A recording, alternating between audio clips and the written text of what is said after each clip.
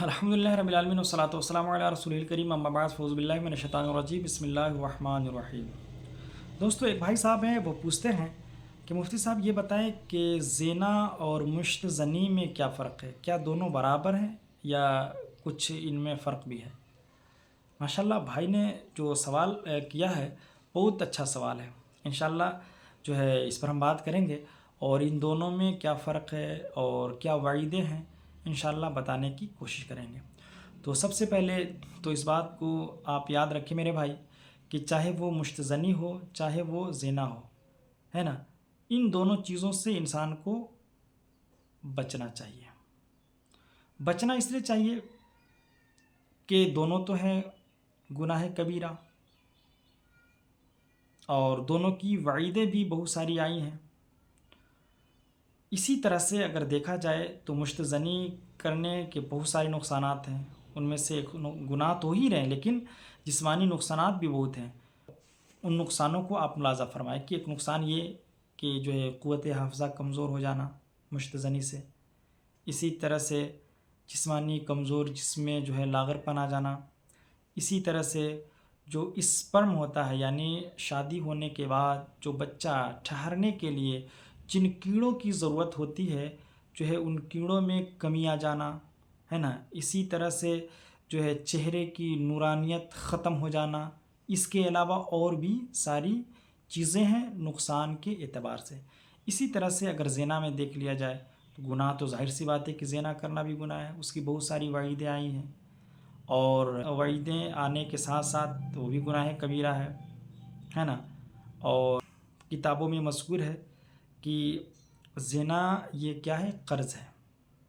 کیا ہے؟ زنا یہ قرض ہے۔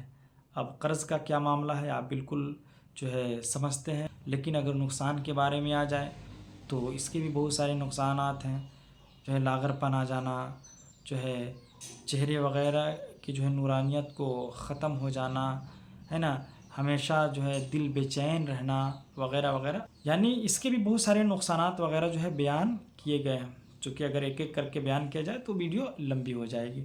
تو یہ ساری چیزیں چاہے وہ زنا ہو چاہے وہ جو ہے مشت زنی ہو، جو ہے ان دونوں چیزوں سے انسان کو بچنا چاہیے، چونکہ دونوں بھی گناہ کبیرہ ہیں اور دونوں کی وعیدیں بھی بہت سارے ہیں۔ لیکن دونوں میں فرق کیا ہے؟ تو فرق ملاحظہ فرمائیں کہ اگر سب سے پہلے بات کی جائے برابری کے بارے میں تو مشت زنی سے فرق سمجھیے گا کہ مشت زنی سے زنا میں زیادہ گناہ ہے، حالانکہ دونوں گناہ کبیرہ ہیں، دونوں میں گناہ ہے، لیکن مشت زنی سے زیادہ گناہ زنا میں ہے۔ جیسا کہ حدیث مبارکہ میں حضور پاک صلی اللہ علیہ وسلم نے ارشاد فرمایا ہے کہ 3 چیزیں ایسی ہیں کہ کوئی شخص اگر ان 3 چیزوں کو انجام دے یعنی کرے تو کرتے وقت وہ مومن نہیں رہتا ہے، یعنی زانی زنا کرتے وقت مومن نہیں رہتا ہے، اسی طرح سے چور چوری کرتے وقت مومن نہیں رہتا ہے، اسی طرح سے شرابی شراب پیتے وقت مومن نہیں رہتا ہے۔